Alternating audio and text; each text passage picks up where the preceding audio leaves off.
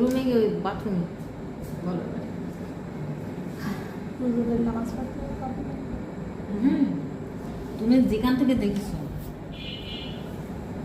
আমি উজু করে নামাজ পড়তে বসেছি। আর এই প্রথমে দেখলাম একটা খাতা, সেলাই করা খাতা বানানে টয়লেটের দিকে গেল। আর আমি বসেছি সিঁড়ি নিচে। এবারে বসলে এবার নামাজ পড়তে বসেছি, আমার মনে করছে। এবার আমি তখন কিছু বললাম না, দেখলাম ও টয়লেটের দরজা দিলে, দরজা দিয়েছে ভিতরে। তা আমি খাতা নিয়ে গেছি, আমি দেখেছি। তা আমি নামাজ পড়ছি বলে কিছু বললাম না, তাই দরজা দিয়েছে। এবার আমি নামাজ পড়ি, গরম লাগছে, তো পাকানে বেঞ্চের কাছে এসে বসি।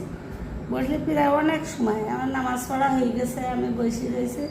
ও বেরোইছে বালতি নিয়ে কী করছে আমি বুঝতে পারি যে খাতা নিয়ে লেখছে। তাই আমি নামাজ পড়ছি বলে কিছু জিজ্ঞাসা করছি, আমি বেরোলি তাই জিজ্ঞাসা করলাম। তাই আমি ফাতেমা তুই খাতা নিয়ে লিখছিলে? তা আমার পরে হুমকি দিয়ে কিরাম করে উঠলি, আক্রমণ করে রাগ করে। তা আমি তা আমি বুঝলি তুই খাতা নিয়ে লিখছিস, তারপর ওরম করছিস কেন বলিছে। আমার পর কিরাম রাইস দেখাই চলে গেল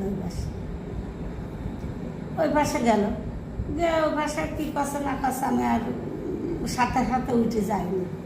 আমার পর কিরম কষ্ট। তারপর দিন আমি সকালে রবিকুল ভাই বউ এসে আর আমি আগে গেছি, গিয়ে তাই ও এসে তার ভাবে দেখ কাল ফাতেমা এরকম খাতা নিয়ে লেখছিল। তা আমি বলছি আমি নামাজ পড়ি উঠিও, তাও দেখছি খানিক পরে বেরিয়েছে। তাই আমি বলছি ফাতেমা খাতা নিয়ে লিখছিলে? তা আমার পর কিরম করছে কেবল বলছি এই কথা। তার মধ্যে ফাতেমা এসে আমার পরে বিশাল রাইস করছে, হুমকি দুঃখ করছে। তুই বলছিস আমি ওই লিখছি দিলাম প্রশ্ন যে ও ওই সালাম স্যার দেশে ওই বয়েজ স্কুলের পরিচালনার হচ্ছে না, তাই আসছে। তখন বলছে এই খাতা নিয়ে গেলে তুই ওইটা নিয়ে গেলে আমি আর বলছি। তো তারপর দিনকের কথা।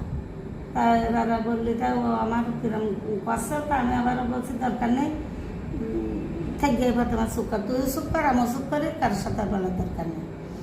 বলার পরে তা চুপ করে থাকলাম। ও আবার কারোর সাথে বলার দরকার নেই বলেছি। তারপরেও এবার ওই সায়েন্স স্যার